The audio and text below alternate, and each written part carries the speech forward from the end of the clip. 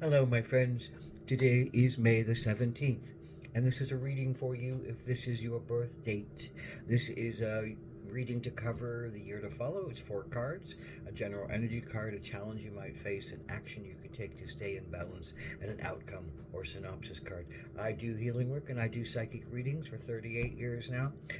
Check out my credits. I do internet work as well as I do in my office in Albuquerque, New Mexico. So this is the general energy card for the year storm.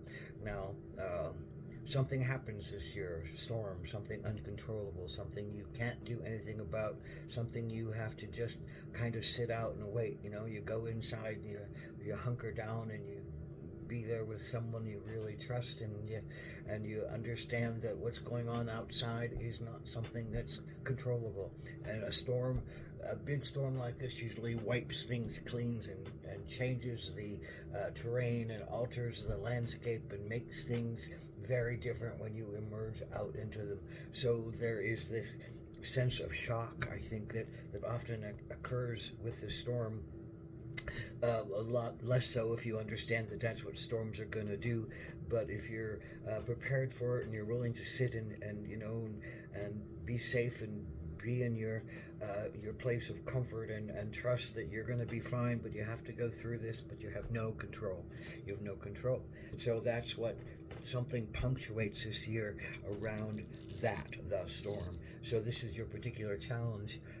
Ten of Cups, celebratory time. Something is finished, or some level is attained.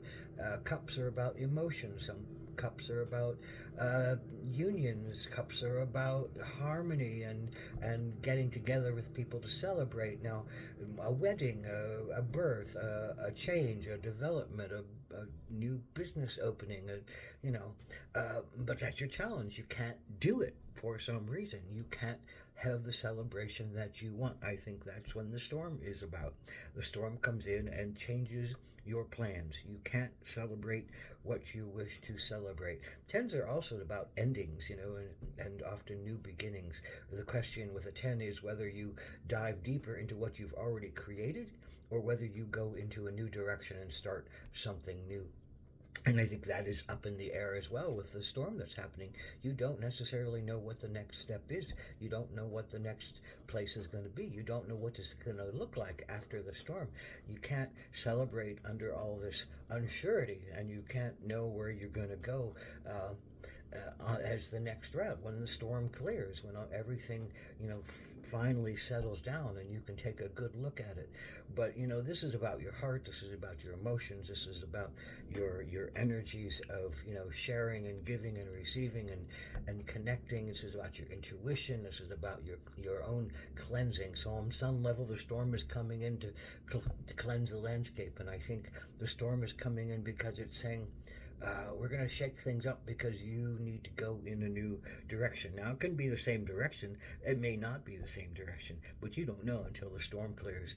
So that's what you have to wait out, and you have to keep trusting that whatever shows up is what's supposed to be showing up for you in order for you to do the next step, whatever that is. So what's your action? Dear, be gentle on yourself. Be gentle on yourself, and be gentle on others. And you have to, dear is often about just trust and know that you're going what you need to do when you need to do it, and you are a swift deer, and you can take action, and you can go toward what you need to go toward with swift action. And I think in a lot of ways this is what the energy calls for. Be alert, be aware, look in all directions. A deer is always looking in all directions. Those giant ears are hearing things on high levels. Those senses are feeling things on high levels. That eyesight is really very powerful. That nose is very powerful. That taste. Their senses are fully alive, fully aroused, and a deer ultimately wants to be safe. They're vegetarian. They don't eat other critters. They're ones that are often eaten. So, the deer says, I'm going to be gentle myself. I'm going to live my life to the best I can in every given moment. And I'm going to be aware that something could come and get me. So I'm going to be aware, but I'm not going to live in that fear. And I'm not going to live in that pain. I'm going to be as kind as myself and my family and everyone around me as I possibly can.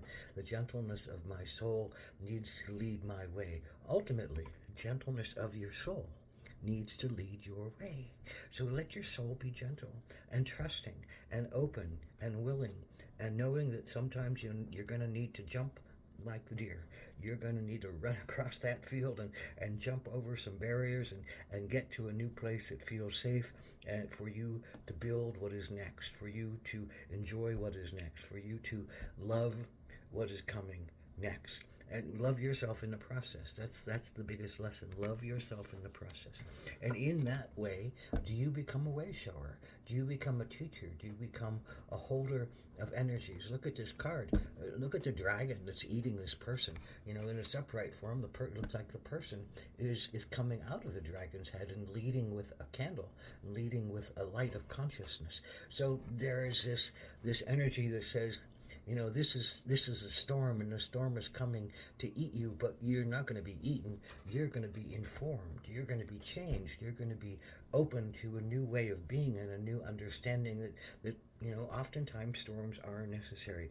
Change is absolutely necessary, and there's nothing that we can do to get to that other place until we allow change to happen, and then we can make good decisions. But while it's happening, while the storm is raging and we are powerless against it, be kind to yourself, hunker down, and let things go to the next phase. Aum Mitakuyasin, blessed be.